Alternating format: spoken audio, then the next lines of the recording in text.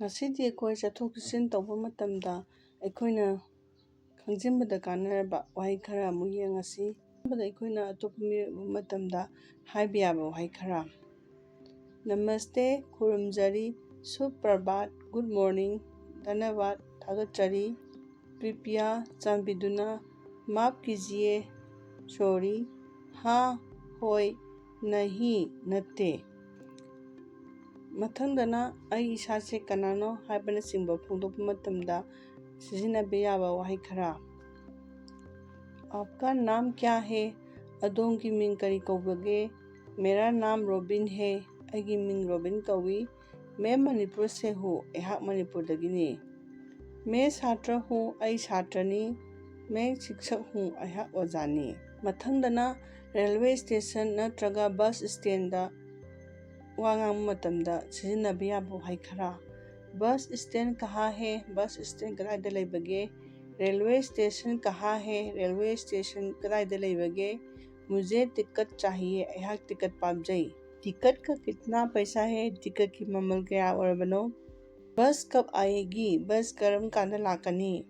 ꯃꯊꯪꯒꯤ ꯑꯁꯤꯅ ꯑꯩꯈꯣꯏꯅ ꯃꯥꯏꯀꯩ ꯅꯠꯇ꯭ꯔꯒ ꯂꯝꯕꯤ ꯍꯪꯕ ꯃꯇꯝꯗ ꯈꯪꯖꯤꯟꯕꯗ ꯀꯥꯟꯅꯔꯕ ꯋꯥꯍꯩ ꯄꯔꯦꯡ ꯈꯔ: होटल कहाँ है? होटल कदाꯏꯗ ꯂꯩꯕꯒꯦ? मैं वहाँ कैसे जाऊँ? ꯑꯩꯍꯥꯛ ꯃꯐꯝ ꯑꯗꯨꯗ ꯀꯝꯗꯧꯅ ꯆꯠꯀꯅꯤ? क्या ये दूर है? ꯃꯁꯤ ꯌꯥꯝꯅ ꯂꯥꯞꯄ꯭ꯔꯥ? सीधे जाइए।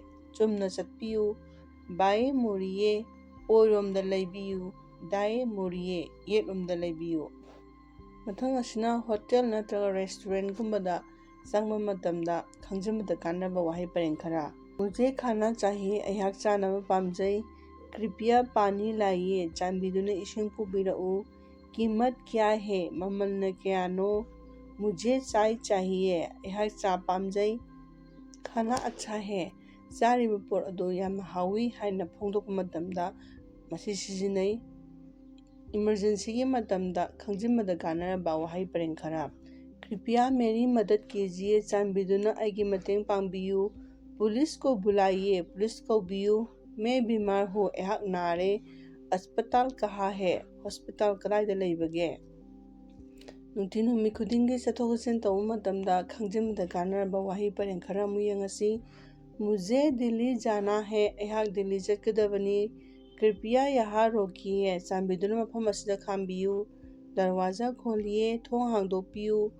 मुझे हिंदी अच्छी तरह नहीं आती। ꯑꯩꯍꯥꯛ ꯍꯤꯟꯗꯤ ꯉꯥꯡꯕ ꯐꯖꯅ ꯍꯩꯇꯦ꯫ कृपया ꯆꯥꯟꯕꯤꯗꯨꯅ धीरे बोलिए। ꯇꯞꯅ ꯍꯥꯏꯕꯤꯌꯨ꯫ ꯆꯥꯟꯕꯤꯗꯨꯅ ꯇꯞꯅ ꯉꯥꯡꯕꯤꯌꯨ꯫ ꯃꯊꯪ ꯑꯁꯤꯅ ꯍꯤꯟꯗꯤꯗ 1 2 3 ꯅꯠꯇ꯭ꯔꯒ ꯑꯃꯅꯤ ꯃꯁꯤꯡꯁꯦ ꯀꯔꯤ ꯍꯥꯏꯅ ꯈꯪꯅꯕꯒꯦ ꯍꯥꯏꯕꯗꯨ ꯆꯥꯎꯔꯥꯛꯅ ꯌꯦꯡꯉꯁꯤ꯫ एक ꯑꯃ, दो ꯑꯅꯤ, तीन ꯑꯍꯨꯝ, चार ꯃꯔꯤ, पाँच ꯃꯉꯥ, दस ꯇꯔꯥ, सौ ꯆꯥꯝꯃ꯫ ꯆꯠꯊꯣꯛ ꯆꯠꯁꯤꯟ ꯇꯧꯕ ꯃꯇꯝꯗ ꯈꯪꯖꯤꯟꯕꯗ ꯀꯥꯟꯅꯔꯕ ꯋꯥꯍꯩ ꯈꯔ: पानी ꯏꯁꯤꯡ, खाना ꯆꯥꯅꯕ, सड़क ꯁꯣꯔꯣꯛ, टिकट ꯇꯤꯀꯦꯠ, ट्रेन ट्रेन, बस बस, बाजार ꯀꯩꯊꯦꯜ, होटल होटल꯫ ꯑꯩꯈꯣꯏ ꯍꯧꯖꯤꯛ ꯑꯔꯥꯏꯕ ꯋꯥꯍꯩ ꯄꯔꯦꯡ ꯈꯔ ꯑꯃꯨꯛ ꯌꯦꯡꯉꯁꯤ꯫ नमस्ते भाई। खुरुमजरी ब्रदर। आप कहाँ जा रहे हो? ꯑꯗꯣꯝ ꯀꯗꯥꯏꯗ ꯆꯠꯄꯤꯔꯤꯕꯅꯣ? मैं ट्रेन से। ꯑꯩꯍꯥꯛ ꯇ꯭ꯔꯦꯟꯅ दिल्ली जा रहा हूँ। दिल्लीꯗ ꯆꯠꯂꯤꯕꯅꯤ। रेलवे स्टेशन कहाँ है? रेलवे स्टेशन कदाꯏꯗ ꯂꯩꯕꯒꯦ? सीधे जाइए। ꯆꯨꯝꯅ ꯆꯠꯄꯤꯌꯨ। और ꯑꯃꯁꯨꯡ बाएं मुड़िए। ꯑꯣꯏꯔꯣꯝꯗ ꯂꯩꯁꯤꯟꯕꯤꯌꯨ। आपका बहुत धन्यवाद। ꯑꯗꯣꯝꯕꯨ ꯌꯥꯝꯅ ꯊꯥꯒꯠꯆꯔꯤ। क्या आपको किसी मदद की ज़रूरत है? अदोम मतेंग दरकार ओइबिब्रा? हाँ, होय, मुझे टिकट खरीदना है। अयहाक टिकट लेगदबनी। टिकट का कितना पैसा है? टिकट की ममल क्या ओरबनो? टिकट 500 रुपये क्या है? टिकट रुपा 500 गिनी। ट्रेन किस प्लेटफॉर्म पर है? ट्रेन करम्बा प्लेटफॉर्म दा लैबगे? ट्रेन प्लेटफॉर्म नंबर 3 पर है। ट्रेन प्लेटफॉर्म नंबर 3 दा लೈ। आपकी यात्रा शुभ हो। अदोमगी जर्नी अफबता ओइबियु। इसना अखोइना बस दा चटपा मतमदा सिजिनाबा याबा वाहै परेंग। माफ कीजिए, एक्सक्यूज मी, बस स्टैंड कहाँ है? Bus stand कदाइदा लेबगे? बस स्टैंड बाजार के पास है। बस स्टैंड बाजार के मनाक्ता लई। गुवाहाटी के लिए गुवाहाटी की दमकता कौन सी बस जाती है? करम बस चटकदगे? ये नीली बस मसीगी ब्लू मचू की बस असे गुवाहाटी जाती है। गुवाहाटी चली। गुवाहाटी योगदबनी। बस कब चलेगी? बस करम काना थौगनी? बस 10 बजे चलेगी। बस पुंग 10 चटकनी। क्या कोई सीट खाली है? सीट अहांग लैरिब्रा? हाँ होय, एक सीट खाली है। सीट अमदी हांगी। कृपया चांबिदुना मुझे एक टिकट दीजिए। अइंगोंदा टिकट अमा पीबियो। ये मसे आपका अदोंगी टिकट है। टिकटनी। आपकी मदद के लिए धन्यवाद। अदोमना मतेंग पांगबीबगीदमक्ता थागतजरी। आपका स्वागत है। अदोमबु वेलकम तौजरी। आपकी यात्रा शुभ हो। अदोमगी जर्नी अफबतो ओइबियु। मथंगे सिना अखोना चथोपा मतमदा होटलगुंबा थीबा मतमदा सिजिनबा। नमस्ते, खुरुमजरी। क्या आप मेरी मदद कर सकते हैं? अदोम अहाकी मतेंग पांगबीबा ngamgadra? अदोम अहापा मतेंग पांगबीगद्रा?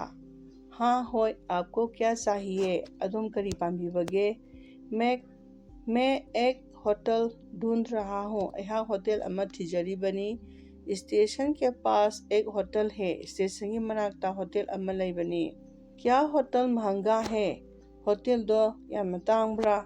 नहीं, ये बहुत महंगा नहीं है। मसे यामतांगब ओइदे। मुझे एक रात के लिए कमरा चाहिए। यहाँ अहिंग अमगी का पामजई।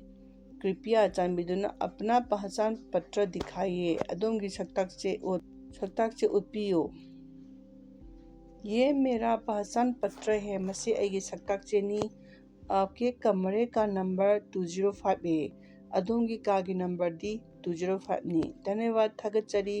कमरा कहाँ है? कायदा लेगे? ऊपर जाइए, मथक्ता चटपियु और अमसुंग दाए मुड़िए। ये रूमदा लेबियो। मथंग एसिना अखोना चथोक्लकांदा रेस्टोरेंट चानिंग थानिंगबा पोलप मतमदा खंजिमबदा कानाबा वहाई परेंग खरा। भाई ब्रदर, मुझे खाना कहाँ मिलेगा? अहाक चानबा कायदा फंगदगे? पास में एक रेस्टोरेंट है। अनकपदा रेस्टोरेंट अमा लई। वहाँ कौन सा खाना मिलता है? मफम अदुदा करम चानबा फंगबगे? वहाँ मफम अदुदा चावल, चाक, रोटी, तल और अमसुंग सब्जी मिलती है। इंसान सिंह फंगी। मुझे अहाक चावल, चाक और अमसुंग चिकन करी चाहिए। चिकन थोंबा पामी। कृपया यहाँ बैठिए। चांबिदुना सिदा फंबिरो। कृपया थोड़ा पानी लाइए। चांबिदुना इसिंग खरा पुबिरउ। आपका खाना जल्द आएगा। अदोंगी चानबा याम थुना पोरानी। खाना बहुत स्वादिष्ट है। चानबा से याम हावी। बिल कितना है? बिल क्या तारबगे? बिल 250 रुपये है। बिल 250 ताजरे। धन्यवाद, थागतजरी। मैं फिर आऊँगा। आई अमोहना लाक्चगे। अखोना खंगमिनरिबा हिंदी अराइबा वाहई अमदी वाहई परेंग खरा असी मपालोमदा चप्पा मतमदा सिजिनबदा कानरगदा खंजई। ngangthokpa tambiyu। हिंदी ngang कीदबा मिसा अमा हाइबदो ओइबियु। ngasiगidi matang asida loisanjarage।